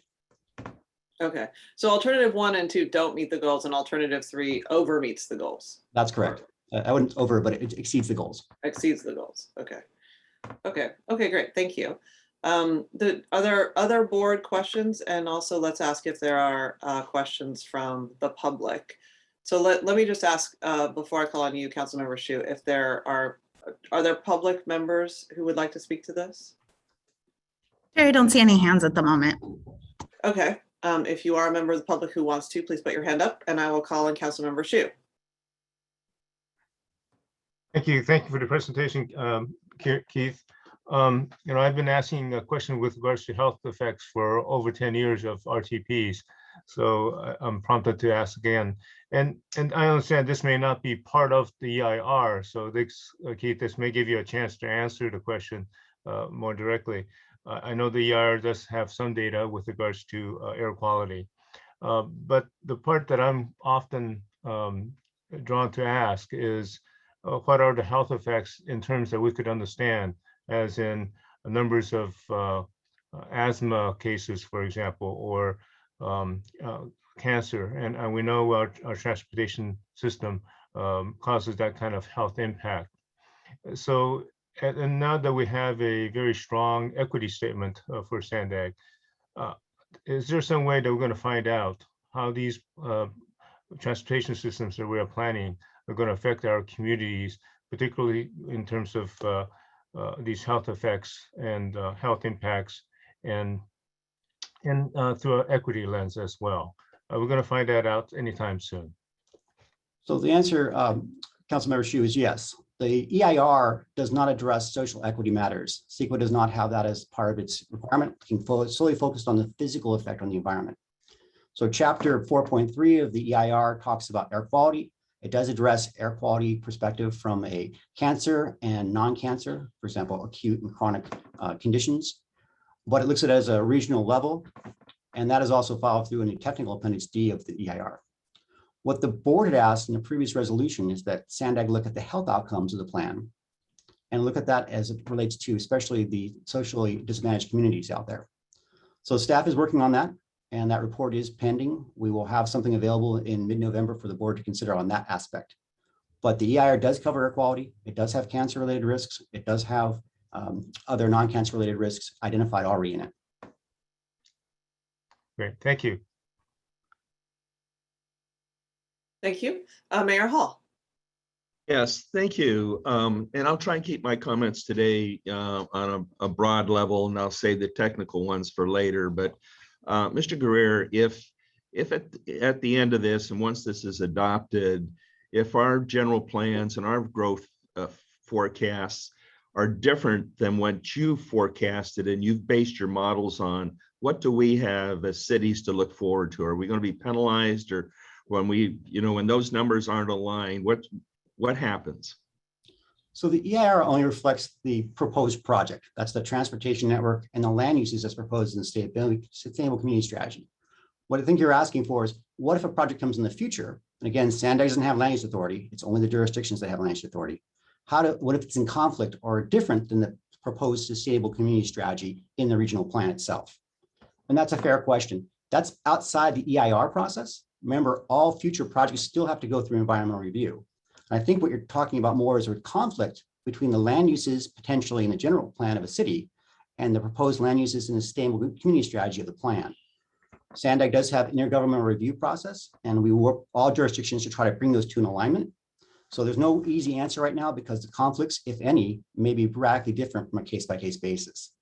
I hope that satisfies your questions, and we can follow up with you on that. Yes, and you stated it a lot clearer than what I did. And what concerns us, from our city is there were many assumptions made that didn't align themselves with our assumptions. And so just, and I know every city is unique unto itself. And we were just wondering if there were, I guess the projects then would be the ones that are penalized for the difference in greenhouse gases, the vehicles miles traveled, or however that may work out. Is that correct? Am I close there? Yeah, I would think of different than penalizing. You know, the regional plan sets forth a vision of reducing VMT and GHG. Projects that are not part of that vision and still have increases in GHG and VMT, those would still have to be analyzed under their own specific EIRs, own specific environmental, as they would have to anyways. So penalize is a too strong of a word, I would say. Okay, so I mean, part of this was to make assumptions about our future growth and the vehicles miles traveled and how that gets to greenhouse gases. And, you know, if there are conflicts in the future, then obviously there got to be consequences, you know, and I'm just wondering how those would be addressed. So the other conversation, I mean, you've done tremendous outreach. But how much outreach have you actually done city by city where you sat down and actually talked to our planning staffs and really dove into what our future is? I mean, we have spent many, many years creating our future. And so, you know, for many different aspects, and I won't go into all those, but how much time have you spent with the cities and making sure that these documents are pretty well aligned? So again, the EIR has a certain fixed public review period, and that's what we're in now. I think the larger context is the public outreach, the tremendous public outreach that came as part of the regional plan itself. And for that, I'll ask Colleen Clemenson if she'd like to weigh in on the significant amount that has occurred in the past. Yes, if I may, Chair. We've done tremendous amount of outreach with the working groups, which include our planning directors, public works directors. We've had numerous one-on-one meetings with cities to make sure that we're working hard to sort of align things. Also with the climate action plans, it's not just the general plans, it's how this regional plan sets up each of the 19 local jurisdictions to have a successful climate action plan. So I think, I mean, we have a whole section in the appendices about the outreach that we've conducted and the workshops that have been held with local jurisdictions and stakeholder groups throughout the process. So we can definitely point you to that. And my only comment is, you know, is if that was enough. I mean, in your assumptions of the city of Carlsbad, you missed it by 3,000 units. So somehow it seems like we missed the detail in the conversation. So maybe that's on us. I don't know, but that's a pretty big number just for our city. Maybe this is a place I could clarify something. Sure. So there's two places where we really look at land use. One of them is that we do a regional growth forecast. And the regional growth forecast growth based on what we believe is likely to happen based on current local general plans. So we did a regional growth forecast, and that is all documented in Appendix F of the regional plan. And we've done forecasts, as you know, Mayor Hall, you know, that's kind of one of the things Sandag does on a regular basis. What's different with this regional plan, in the past, we always used that regional growth forecast as our land use assumption for the plan. This time we took the forecast, the overall number. So how much are we going to grow by? We kept that same number, but looked at a different land use pattern that focuses growth and development in our urbanized areas of the region. And irrespective of what's in a general plan, that this would be a vision for a land use pattern that maximizes all the transportation investments that are included in the plan, that maximizes the opportunity to reduce vehicle miles traveled, and maximizes the opportunity to reduce greenhouse gas emissions. So when you're talking about something being different than your general plan, this is guidance going forward for what local jurisdictions should consider as you update your plans so that you can meet your climate action goals and we as a region collectively can maximize our opportunities to reduce greenhouse gas emissions. So that's the difference. I think you're very familiar with that regional growth forecast. And what we've got in the plan, we take the numbers from that regional growth forecast, but put that into what we call a sustainable community strategy land use pattern. So that's the visionary land use pattern that best matches up with this transportation system that's included in the plan. So I really appreciate that, you know, and in a former slide, we talked about open space and enhancing open space. So is it your understanding that you want to preserve open space in let's say in the backcountry and use open space along the coast for future growth? No, I mean, definitely preserve open space in the backcountry, but we absolutely need urban open space. So that's really important, especially as we continue to urbanize. We need open spaces for people to be able to walk and, you know, just cleaner air. The open space helps to keep our air cleaner as well. And just as one observation, I mean, when I talked about those 3,000 units, many of those were in dedicated open space, was what you forecasted. So that's something that we can talk about more. I think, again, the way our model works, it sort of generalizes where, you know, puts units, say, in a mobility hub area. It's not meant to be specific parcel by parcel, but we recognize that, you know, we have to put these units somewhere. So those are things that obviously we'd have to work through in a more detailed planning process like we were discussing earlier with Mayor Huebner. That's why we want to make planning grants available so that we can work together with you all on that.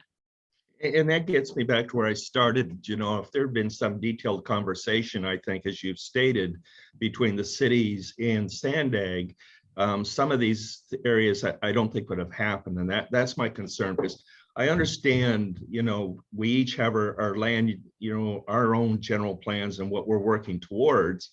And we'd like to think that our climate action plan is above and beyond. And we want to be certain that the others are equal.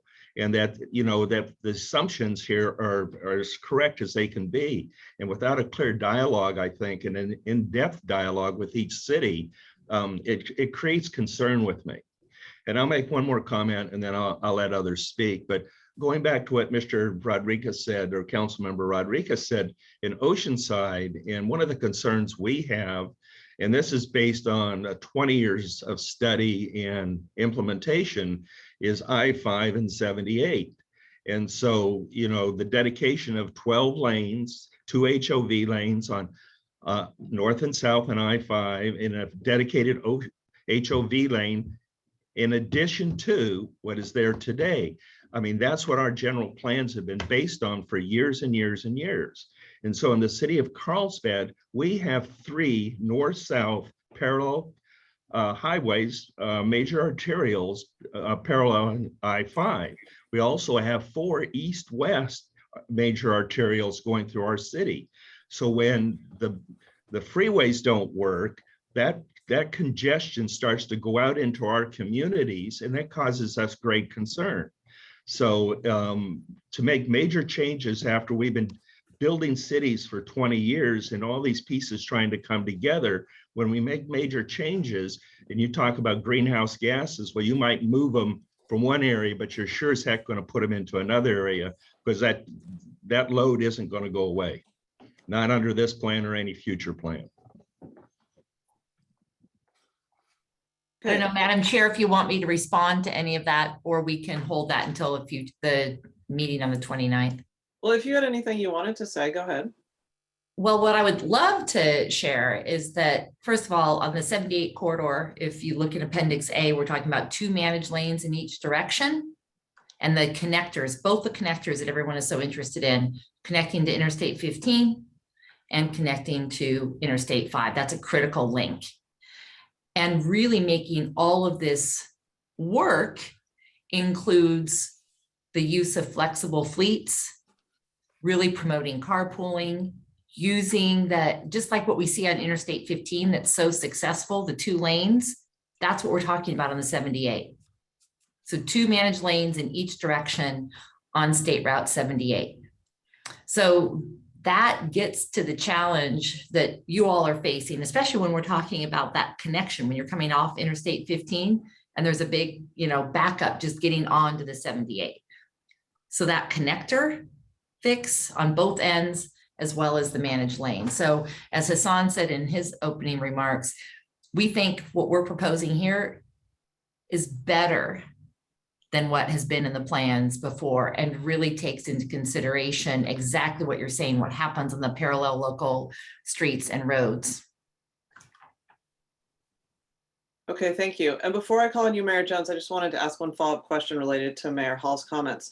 So I appreciated what you were sharing earlier about how the modeling doesn't put population in certain parcels, like open space parcels or that, but it in general puts it around mobility hubs. And I'm just curious about the modeling's relationship with RENA.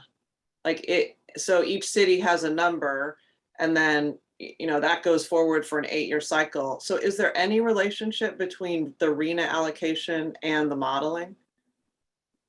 There is. So a couple of things I want to clarify. We use these generalized geographies and just say within this generalized geography, populate this with X amount of housing units. In some cases, with the way our model works, it might put that in an open space area. And so what maybe I didn't explain that well was that we're not assuming that something's going to happen in that open space area. That's where we rely on the local jurisdictions to look at the detail about how that housing could be accommodated within this general area. When it comes to the RENA, one of the things we did as we looked at that SCS land use pattern, so not just the forecast, but as we looked at that land use pattern, we made assumptions that each of the jurisdictions would meet their regional housing needs assessment.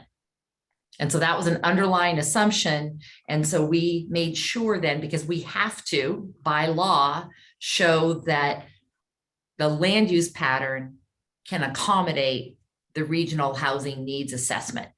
So part of our exercise in creating that land use pattern was to make sure that every number that every region, every city and county was given, that we put that within generally those mobility hub areas. Okay. Does that answer your question, Mayor? Yeah, I think so, Okay. actually. Thank you. Mayor Jones. Thank you. Okay, well, now I've been making lots of notes as staff was talking about things. So let me just try to ask a few questions, and then I have a few comments based on my planning staff's delving into the regional plan as far as it pertains to our city. And so one quick question that just occurred to me, if we're modeling in general areas that open space is located, I'm not sure how we can't be saying that that space is not going to be used if that's the only area within the actual modeling areas that we're talking about. And then, so you can get back to that, but one of the things that you had said, Colleen, that really I wanted to make crystal clear is you're just talking about the 78 connectors being completed and then having 2 managed lanes on the 78. So where are those managed lanes going to be located? So right now, again, this is at the 50,000 foot level. What we envision is using the shoulders for one of the managed lanes and then repurposing one of the general purpose lanes to be a managed lane. So it'd be 2 managed lanes in each direction and 2 general purpose lanes in each direction. So does Caltrans currently allow the shoulders to be used? Because I thought we had talked about that many years ago. If we have stranded cars that have broken down or situations like that, where would those go? How would that be safe? Because we're already concerned now with people using the emergency lane in the median and then also the shoulders if they break down. How would we be able to accommodate their safety, their full safety? Mayor Jones, I just want to we did have discussion with the director of Caltrans on Michigan last week, actually. Caltrans, we're working with Caltrans District 11 and the headquarters about using the shoulders, but also taking an existing general purpose lane and converting it would require a state legislation and would require actually a federal legislation that the director of Caltrans is aware of and facing in other regions. So yes, they will allow us in certain cases to use the shoulders, but we'll still need a state legislation to be able to take an existing general purpose lane to make it. Well, one of the most dangerous things is when your car breaks down and you're in the shoulder now. That's where most people are actually killed. It's very unsafe. Okay, just want to bring that up. And then, so when we're talking about a vision and a guidance of new growth being limited to only mobility hubs, which in some cases is the unbuildable property, I just want to make note that I am very concerned about that. We value our open space here in San Marcos, and we are absolutely, I would not be supportive of any plan countywide, to be honest, that would infringe on any open space or park area or anything like that. So I think we really need to be very careful when we're talking about these general areas that oftentimes are incorporating that open space area. So I just want to make mention of that. I think it's very important, if I may, just Mayor Jones, just to make sure we're very clear. When we did the allocation of housing in these general areas, anything that was identified as, had a land use code on it that we know from your local jurisdiction that said open space, that was not an area that received units. That was not considered sort of a receiver site. So I want to make that really clear. Open space is important, whether it's backcountry open space or urban open space.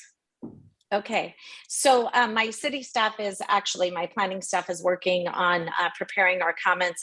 We're sending the letter over sometime today, but I just wanted to make mention of a couple of our different items that we're really focusing on, and that is that the VMT accomplishes state goals, but it also requires local jurisdictions to actively engage in TDM program implementation.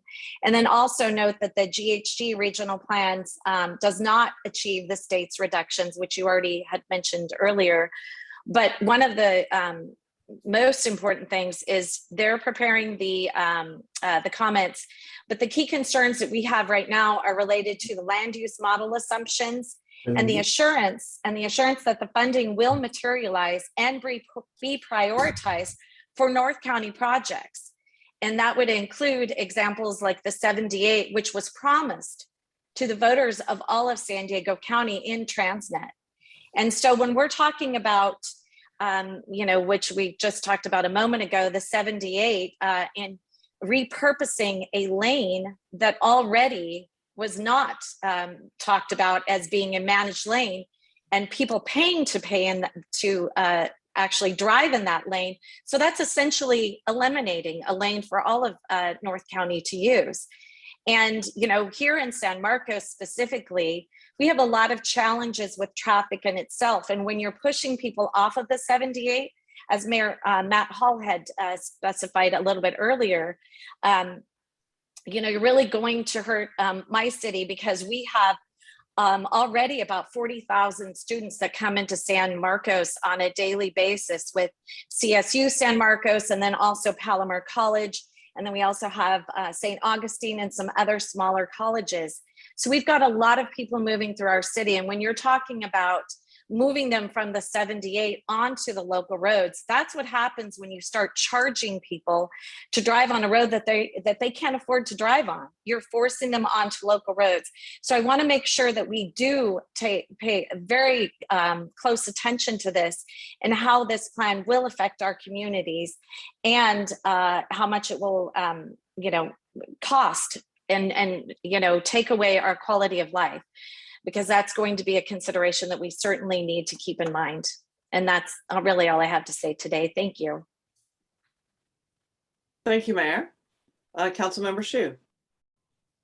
I'd like to first start off by saying how much I appreciate Mayor Jones's comments about safety and campaign promises that were made from previous transit measures.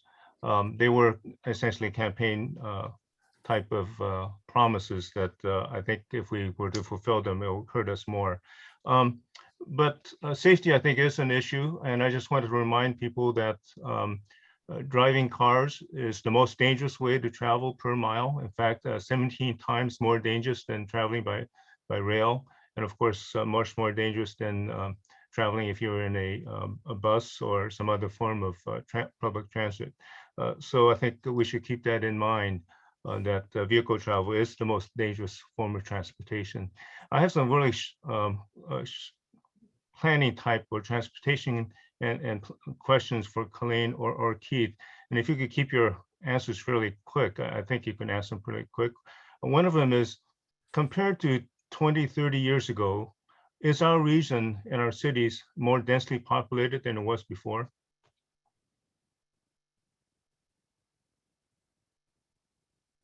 Yes, it is. Thank you. And I think that's because our general plans had to change to accommodate a denser population. And I think probably all of our cities, it certainly is in here in La Mesa. Your open space plans throughout the region have actually decreased the density in the backcountry and put no more in cities, which is exactly what we're correct. And have we made, this is another yes or no type of a question, have we made general plan amendments early in the county general plan amendments that actually increase density as well, more than what they had planned, actually reducing our open space? No. Well, general plan amendments, I'm thinking in the last 10, 15 years that the county did, allowing for additional developments. I'm thinking of we could write a thesis on that, Councilmember Shu. So I understand. A yes or no. Let me just quickly say that I think we've made accommodations within our general plans, whether at the county level or at the city level, to accommodate populations and development, which I think we're going to continue to do so. And lastly, my last question is, there's this issue of induced demand, and my environmental friends remind me that when you increase travel lanes, whether they be HOV lanes or any kind of lanes, expand, does that really work? Has it really worked in terms of reducing congestion when we expand roadways in big strong? I mean, I've heard of figures like in 2 to 4 years, you're back to where you were before. How does that? Where does that concept come from? Is it true? Has it worked here in San Diego, expanding our roadways? So Councilmember Chu, I can address that. So induced demand is a real thing. There are PhD dissertations on this issue. The Office of Planning and Research has done significant research, and that's part of the whole concept of moving towards a VMT as the metric, as opposed to level of service, which can create induced demand. Thank you very much, because I think that theory has been out since the 1990s. However, our general plans and some of our planning systems have not taken those studies into account when we do our transportation planning and our general plans in our cities. That's all my quick questions. Thank you very much. Okay, thank you, Councilmember Shu. Vice Chair Gloria. Thank you, Chair. I just wanted to comment very quickly. The City of San Diego will be formally submitting our comments on this plan soon.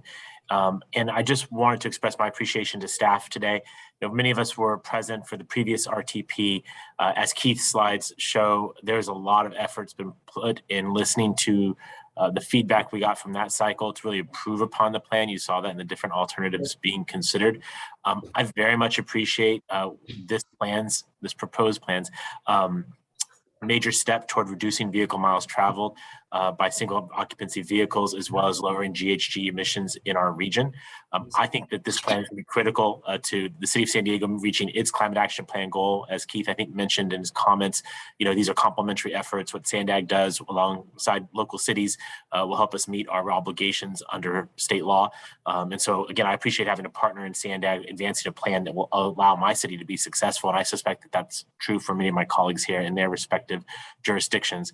There's a lot of bold innovation creative ideas in this. Again, not necessarily represented in the previous transportation plan. And I think a reflection of the fact that we're listening to community members and trying to include their feedback in this particular proposal. And that's, again, trying to assist the development of housing that actual real people can afford, giving them the infrastructure to support that while maintaining their quality of life, and by providing more high frequency transit, preserving our open space and assisting with sustainable development. Mr. Shu, Councilmember Shu got to this a moment ago. We talk a lot about environmental impact. Recent events really do require all of us to call out the fact that this plan undeniably will make our community safer. And I appreciate the focus on helping us to meet our Vision Zero goals. I recognize we're not adopting the plan today, but Keith, hats off to you. I've sat in many land use hearings for a long time. Your explanation of how CEQA and EIRs work, I think are helpful. It can often feel overwhelming, but I think you explained very clearly the metrics that we have to consider in a way that not only board members, but the public can absorb and react to. Again, we look forward to submitting our comments, but I wanted to just recognize and honor the effort that staff has made to create a plan that I think better prepares us for the future. And again, look forward to working collaboratively to improve upon this plan before its adoption before the end of this year. Again, Chair, thanks for allowing me to make those comments. And again, thank you staff for the yeoman's effort in getting us to this point, recognizing there's still a lot of work to be done before we get to the finish line.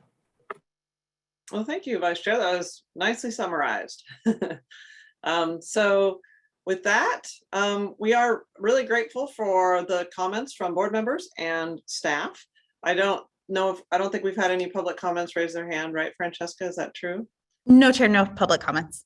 Okay, great. So that is our last item, and it's informational only. So thank you very much for being here today. Our next Board of Directors meeting is October 22nd at 9 a.m. This meeting is officially adjourned.